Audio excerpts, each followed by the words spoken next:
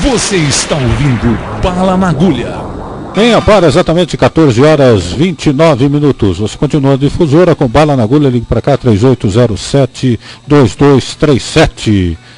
É com um grande prazer que a gente recebe o ex-prefeito de Amparo, Paulo Turato Miota, PT, fez administração aí, né, do PT nos últimos 4 anos e agora me parece que está trabalhando em Brasília. Isso tudo ele vai contar daqui a pouco. Paulo Miota, prazer recebê-lo aqui. Prazer, Conde, muito obrigado aí. Para mim é uma grande satisfação. Uma boa tarde a todos, aos ouvintes, e prazer estar aqui.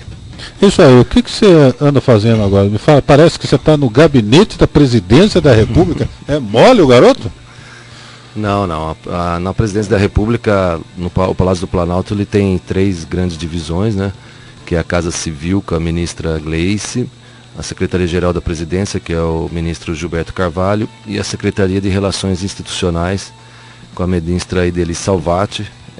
E dessa divisão da Secretaria de Relações Institucionais, existem 2 subchefias, né? A subchefia de Assuntos Parlamentares, que cuida das relações e articulação com o Congresso Nacional, e a subchefia de Assuntos Federativos, que a missão é cuidar das relações federativas do governo federal com os governos estaduais, com os governadores e os municípios prefeitos, além das relações internacionais, as relações federativas internacionais. Tem dentro da SAF, né, como é chamada, a subchefia de Assuntos Federativos, tem essas 2 grandes, são 3 grandes divisões, né? Uma divisão de relações internacionais, que o Brasil hoje é prioridade com vários projetos de cooperação com o Mercosul e a África, são os projetos prioritários hoje do país. Depois nós temos a relação dos gerentes, né? Uma grande divisão dentro da SAF, que é os gerentes regionais, como a gente chama, que atende os prefeitos e os governadores, né? Mas basicamente os prefeitos. E a parte técnica da SAF é um grupo técnico que cuida das relações, dos projetos de lei, das relações mais técnicas, e tem os grupos de trabalho, onde esses grupos de trabalho são participativos, né? Você possui 6 prefeitos, os ministérios, dependendo do tema. Então, por exemplo, eu tive a oportunidade como prefeito de participar de um grupo de trabalho de desburocratização da Caixa Econômica, né? O governo editou uma portaria para os convênios até R$750 mil serem desburocratizados em 3 parcelas, enfim. Por exemplo, é um exemplo de grupo de trabalho. E a presidente Dilma lançou no começo desse ano um projeto que chama Agenda de Apoio ao Planejamento e Gestão dos Municípios.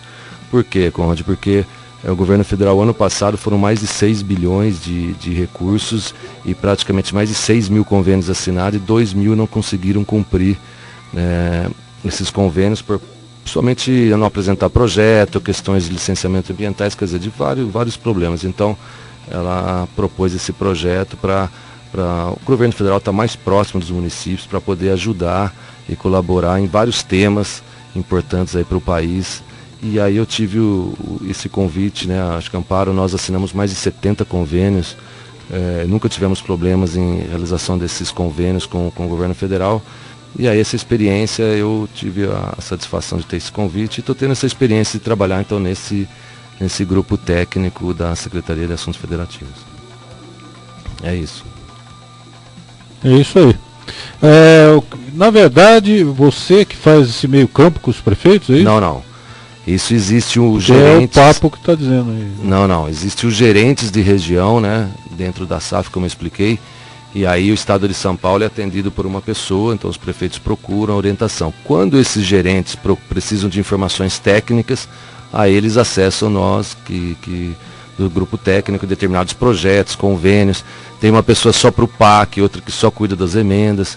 Enfim, é esse diálogo e orientação aos prefeitos que é a missão da SAF, mas eu não. Praticamente o meu trabalho é dentro desse grupo técnico, desse projeto de gestão, de apoio à gestão dos municípios. Paulo Domingues, faz favor. Bom, Conde, vão ser vários assuntos que a gente vai tratar hoje aqui e a gente gostaria de começar começo mesmo, né? Vamos dizer assim, umas coisas muito polêmicas logo no início da administração Jacó, Paulo, foi a sua não presença na posse. Você não passou lá a faixa como muitos queriam que você passasse a faixa lá por para o prefeito, entregasse a chave da cidade, sei lá, ou até as senhas do computadores lá, que depois que até perdeu até a senha lá, né? Mas por que você não compareceu à posse? Quais foram os motivos?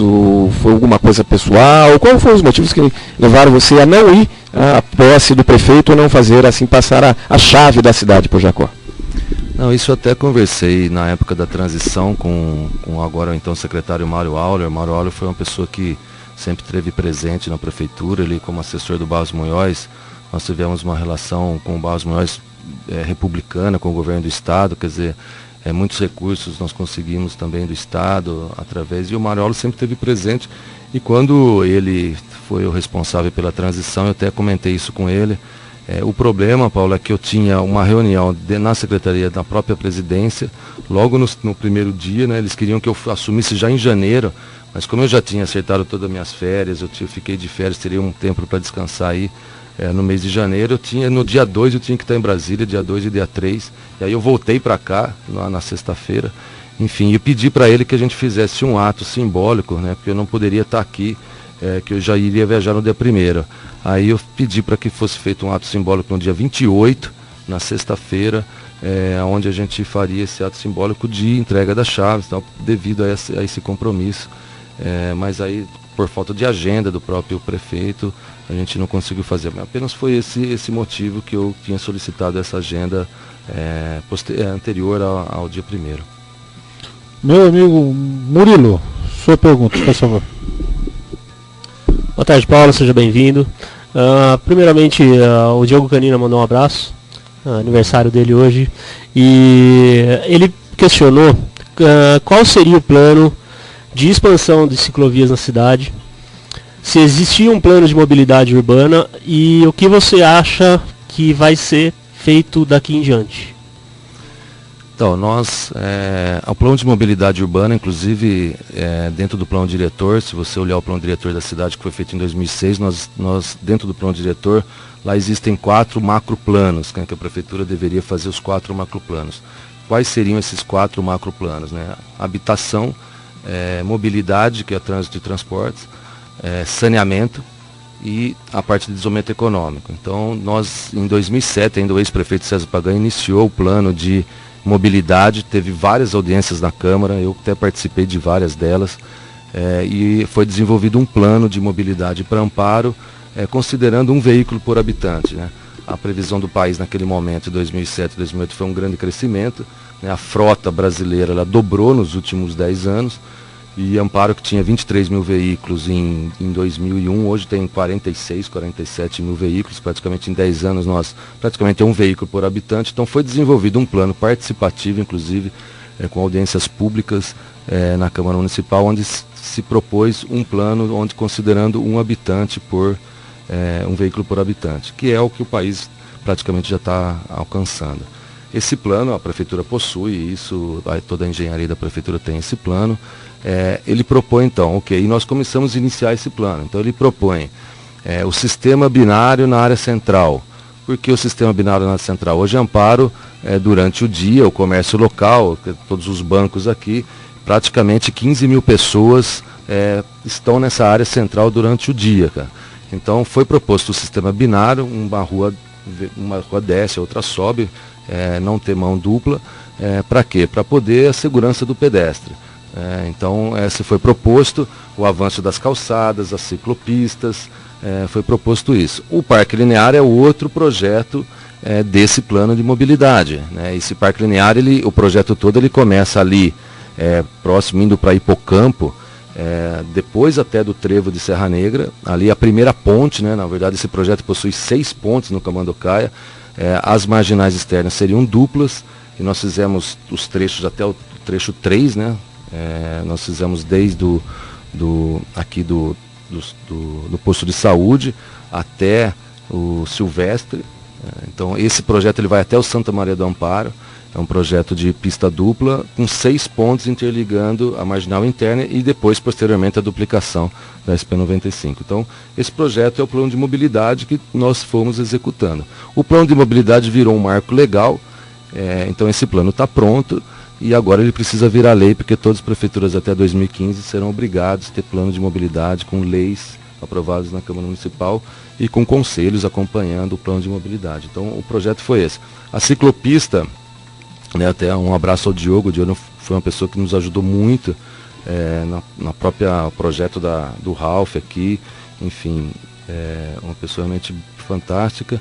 E a questão da ciclopista é o que tem sendo discutido no conceito de cidade sustentável. O conceito de cidade sustentável, que foi até discutido há um mês atrás, no segundo encontro que a Frente Nacional de Prefeitos promoveu de desenvolvimento sustentável, com mais de 2.300 prefeituras participando. Infelizmente a Prefeitura de Amparo não se inscreveu, mas lá foi discutido os planos, o conceito de cidade sustentável, desde o plano de saneamento, e mobilidade é o grande tema.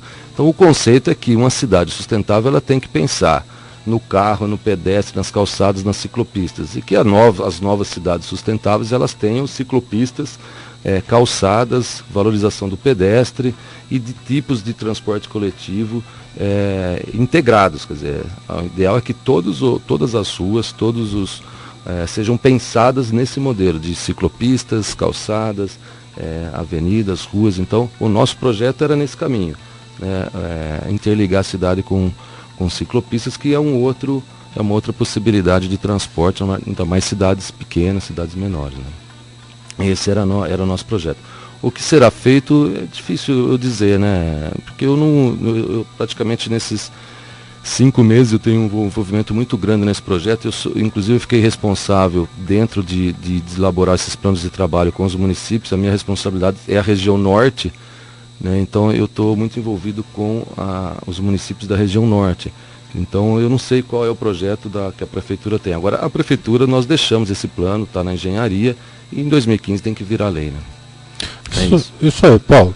Uma coisa que todo mundo gostaria de saber é o seguinte: o PT perdeu as eleições por quê? Qual que é a avaliação que você, como prefeito, e o Partido dos Trabalhadores fizeram para essa derrota, que foi até cachapante, foi de uma larga diferença com relação ao candidato do PSDB? O que aconteceu? Se a avaliação da administração até era boa?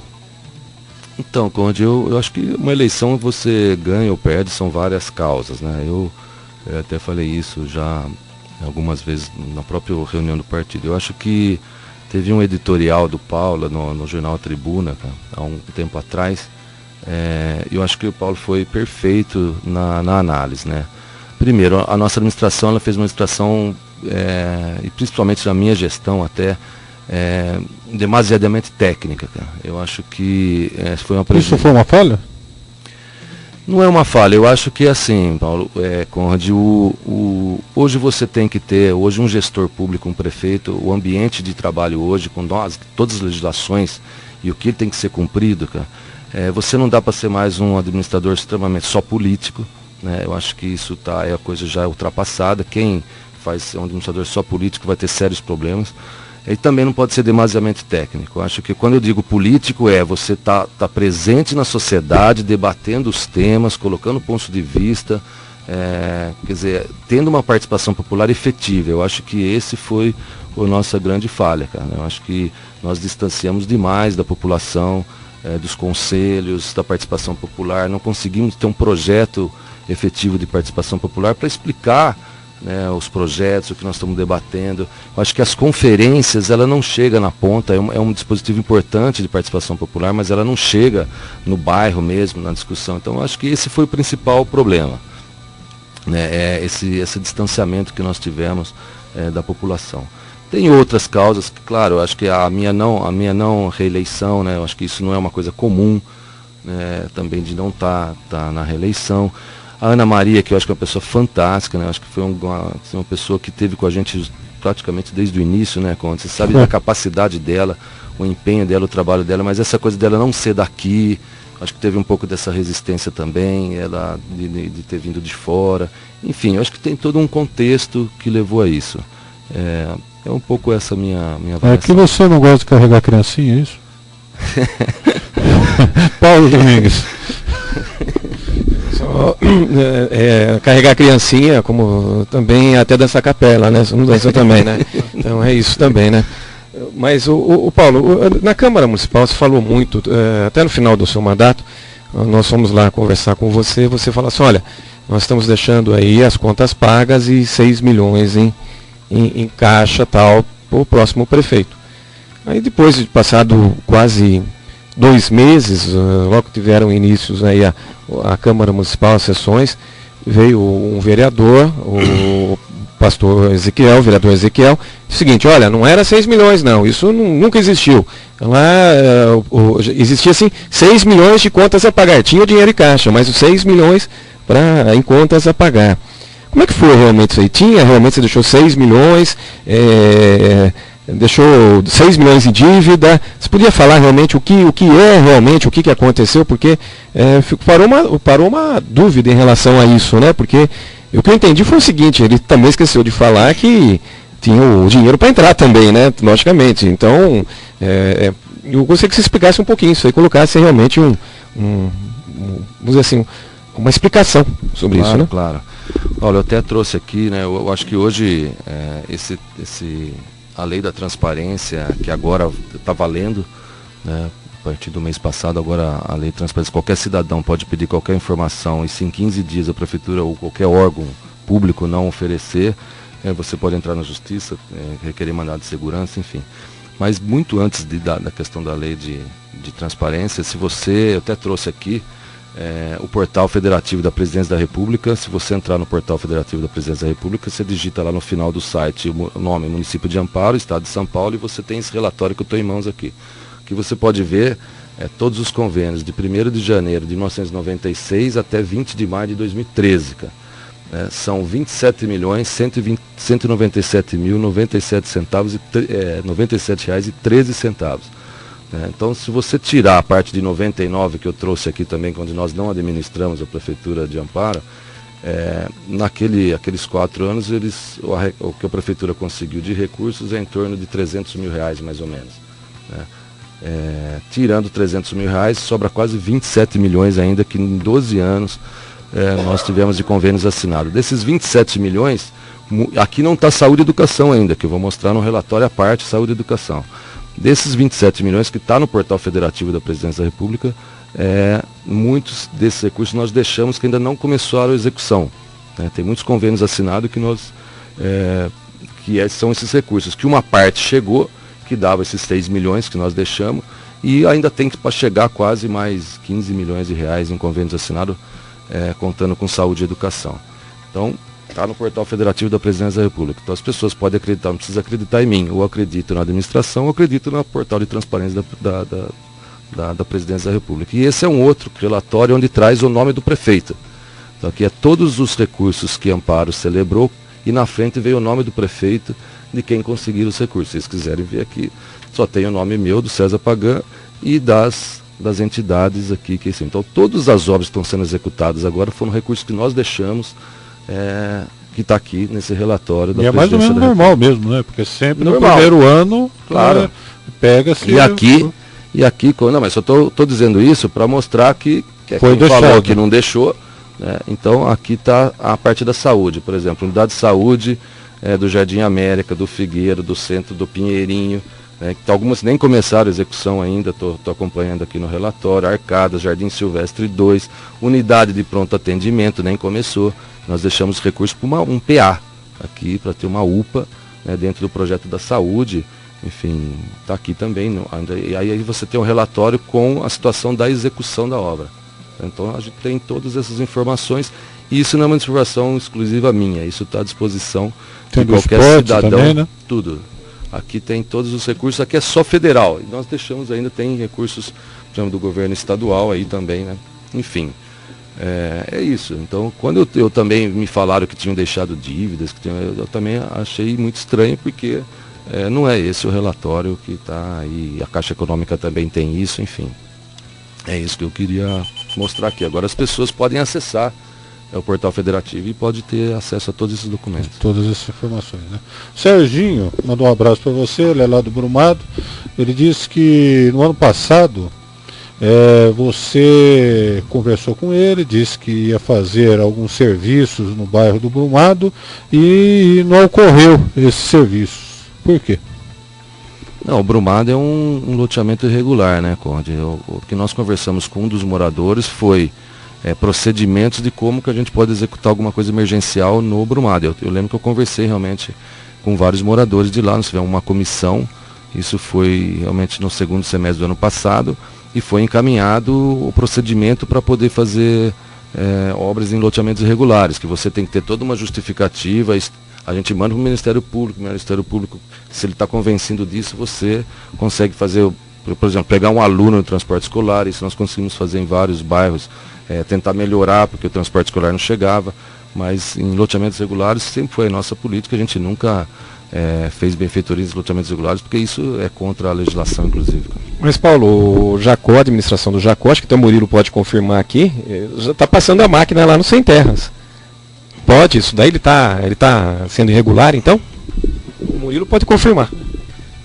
No primeiro mês do governo, né, o que ocorreu, eles parece que demarcaram o limite de ruas e limparam, porque o que alegava-se é que nem a CPFL conseguiria colocar eletricidade em imóveis regulares que pagam IPTU, tal, tem escritura.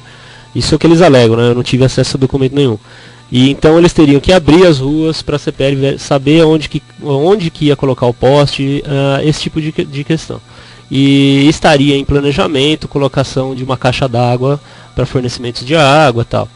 Então, esse foi o meu questionamento, né? Se em um mês eles conseguiram fazer tudo isso sem o Ministério Público questionar, nem partidos de oposição, por que o PT em 12 anos não fez?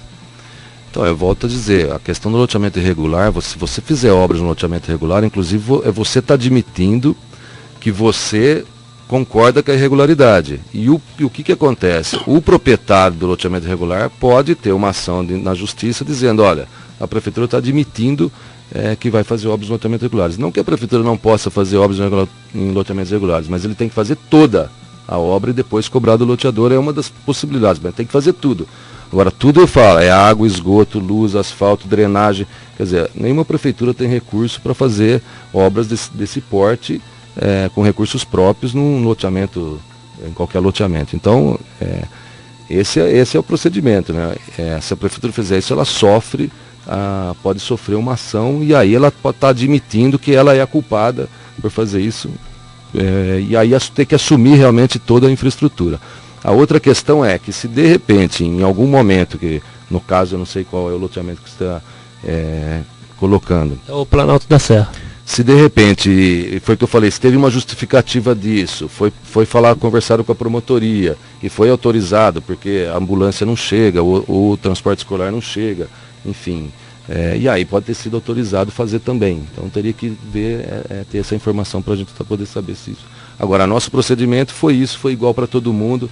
Nós nunca fizemos obras de loteamentos regulares, mas nós fizemos, dentro da comissão de loteamento, nós conseguimos, numa conversa, e eu praticamente todas as reuniões com o Ministério Público eu participava e fazia questão de ir pessoalmente. Então nós conseguimos avançar muito na regularização do Santa Maria do Amparo, inclusive com o loteador, dentro dessa conversa, o loteador Vale Verde, quer dizer, teve vários loteamentos que nós conseguimos regularizar nesse trabalho em conjunto com o Ministério Público, Prefeitura e o loteador fazendo acordos, termos de ajuste de conduta. Esse foi sempre a nossa linha, o nosso caminho, e nós regularizamos vários aqui nesses 12 anos.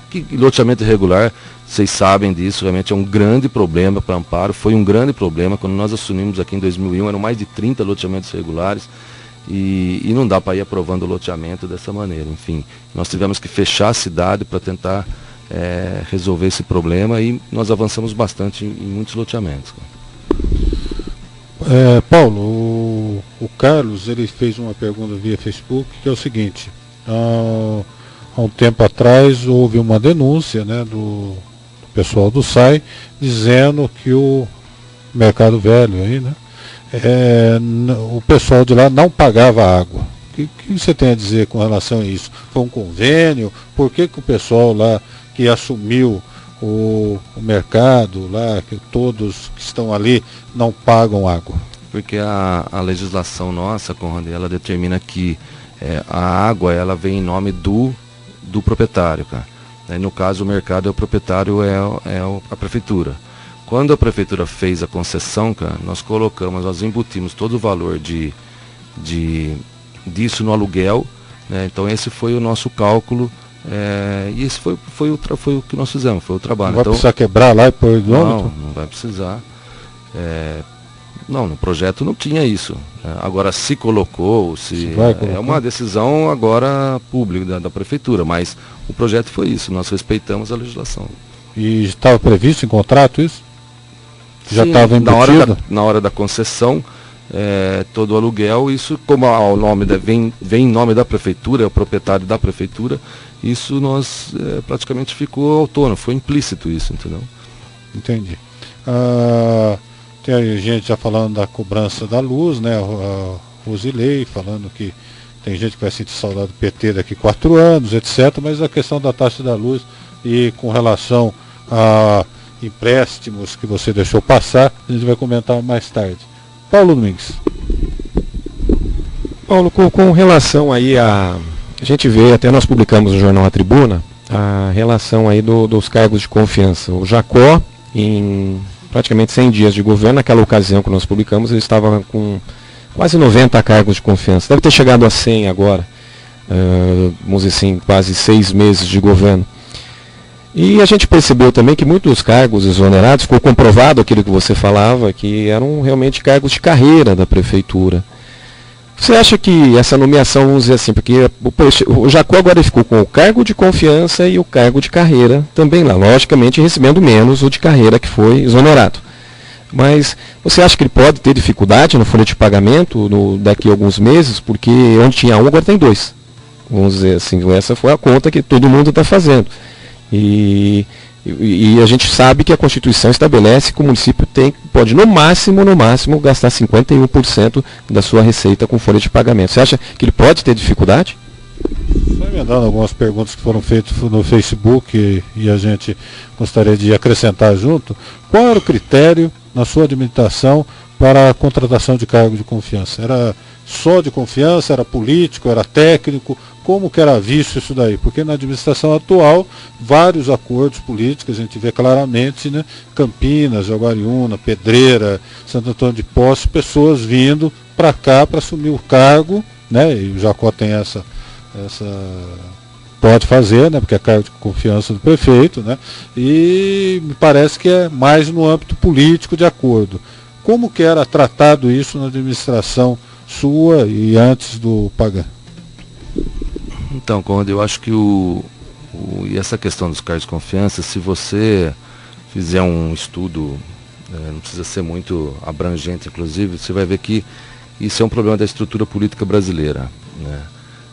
Na minha visão é um problema, né? É um problema por quê? Porque com essa estrutura de mais de 30 partidos, né? Agora deve ter mais de 30 partidos políticos no país, e os governos que fazem uma ampla aliança para governar, cara, eles têm um acréscimo de cargos de confiança, né? Isso, se você fizer um estudo comparativo, você pode avaliar que quanto mais partidos, quanto mais aliança você faz, mais, né? E isso serve para tudo. Acho que qualquer governo que faça isso tem essa característica. O que aconteceu com nós aqui, como praticamente, né, nós praticamente sempre disputamos as eleições sozinhos, então a gente teve não teve isso, essa questão ficou muito mais tranquila da gente resolver, né? Então o nosso trabalho e a nossa linha, a nossa diretriz na questão dos cargos de confiança foi, primeiro, a questão do conhecimento técnico, né? Eu acho que isso é fundamental, você ter pessoas que tenham conhecimento daquele trabalho que vai fazer, e a valorização do servidor, cara, né? Essa sempre foi uma linha. Praticamente quase 50 cargos de confiança na nossa administração eram funcionários de carreira concursados, cara, que assumiram cargos de chefia devido à sua capacidade durante esses 12 anos que nós administramos, que foram sendo capacitados, foram aprendendo, estavam ali.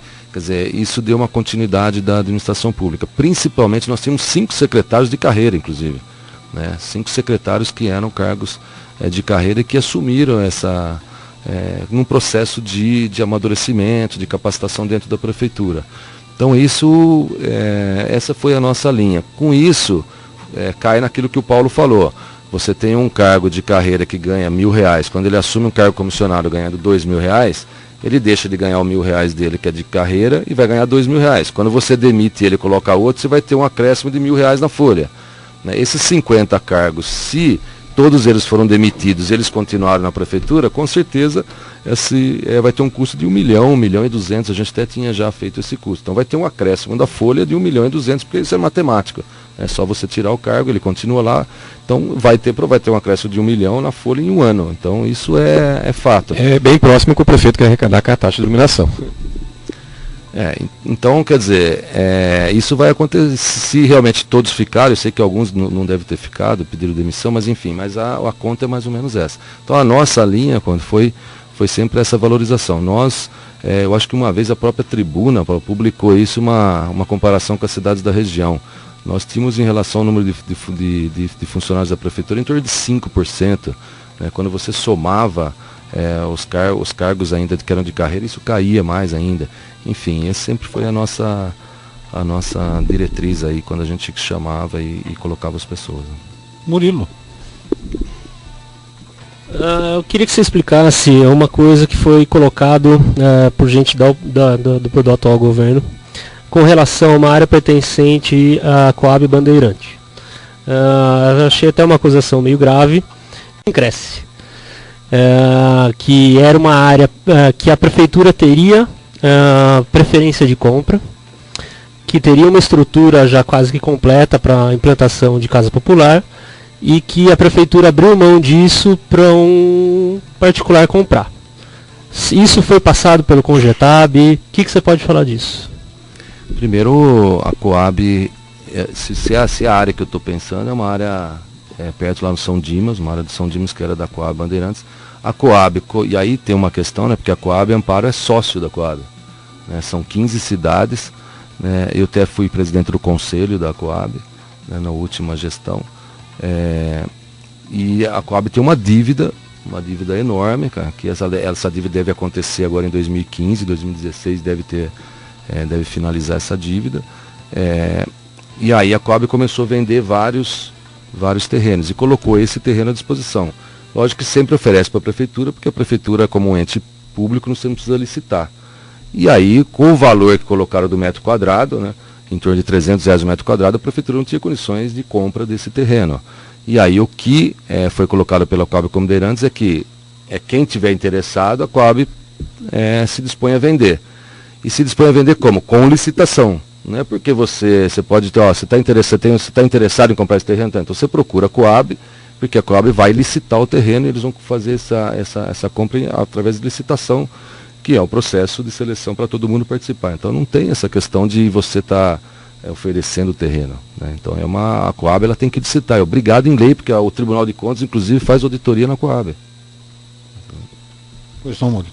Então não havia interesse pelo custo do... Pelo custo do Isso metro passou quadrado. pelo Congetab? Não, foi quando a Coab colocou o valor do metro quadrado, a prefeitura já, nós não tem condições de compra disso, e nós não quisemos comprar. Antes da gente ir para o intervalo, para a gente tomar uma aguinha, hoje se comenta muito que o regime dos funcionários da prefeitura pode mudar. Né, sair do seletista e ir para o estatutário. O que você pensa com relação a isso? É mais vantagem os servidores públicos municipais estar na CLT, da forma que está hoje, ou você acha que realmente seria um avanço ir para estatutário, essa coisa toda? A questão, Conde, é que o servidor público praticamente ele é um diferencial em relação à CLT. Né? Eu defendo o regime estatutário desde que você tenha um plano de carreira onde tenha a valorização do servidor em relação ao seu trabalho. Né? Eu acho que esse é um grande problema da administração pública hoje. Por que não foi feito nesses Não, porque nós tentamos discutir isso com o sindicato, inclusive teve uma reação extremamente contrária no início. E também nós iniciamos o trabalho do cálculo, porque para você fazer estatutário você tem que fazer o cálculo autorial de toda a folha, qual que é o valor.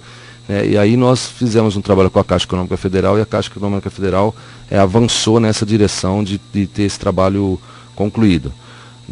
Então a nossa perspectiva era uma vez, se nós continuássemos administrando a cidade de Amparo, discutir com os servidores, aquele servidor, e nossa proposta, inclusive, era o seguinte, era o servidor, isso não ser obrigatório. Quem quisesse continuar no regime socialitista continuaria, e quem quisesse ir para o regime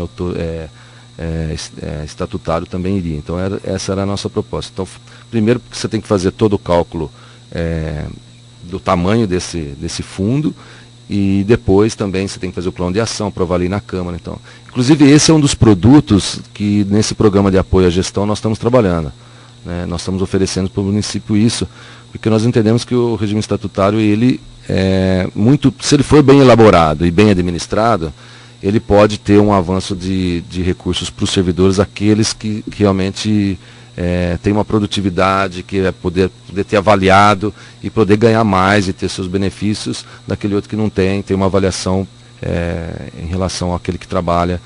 Porque hoje realmente os planos de trabalho, os fundos de carreira, os planos de carreira das prefeituras, praticamente tem muita reclamação dos próprios servidores, né? Eu trabalho muito, outro só se afasta, outro nunca, aí ganha a mesma coisa. Então isso tem sempre essa falha. Então o regime estatutário, ele tem uma possibilidade, não só estatutário, o CLTista também tem essa possibilidade de fazer isso. Agora, as prefeituras, que eu acho que aí é o grande erro que eu sou contra, Conde, é que muitas prefeituras querem implantar o estatutário sem essas, porque isso dá um baita de um trabalho. Você tem um regime, recursos humanos, você vai ter que ter um departamento de recursos humanos para fazer toda essa avaliação mensal, cara, né? Então, muitas prefeituras não fazem isso e querem ir para o regime estatutário porque ela vai desonerar, num primeiro momento, a folha. Então, você deixa de pagar 8% de fundo de garantia, você deixa de pagar o valor do INSS, que hoje você não paga o INSS, vai pagar esse fundo que no começo é muito menor. Então, quem implanta tem um aumento de recurso à prefeitura muito... Pode tirar o aposentado. Exatamente, tira o aposentado. Então, quem implantar hoje tem vai sobrar recurso, vai ter um recurso muito favorável, né, quem implantar isso no começo, né? Se não fizer esse trabalho em relação aos servidores, eu acho que aí eu sou contra, né? Acho que tem que ter o regime estatutário, mas desde que tenha essa valorização do servidor, né? É isso aí, Amparo, exatamente 15 horas 5 minutos. Nós vamos para um rápido intervalo comercial, depois a gente volta. Daí vai esquentar a chapa, hein? A gente vai perguntar dessas verbas perdidas por Amparo, segundo foi comentado em jornais, inclusive sites, enfim. A gente vai e já volta.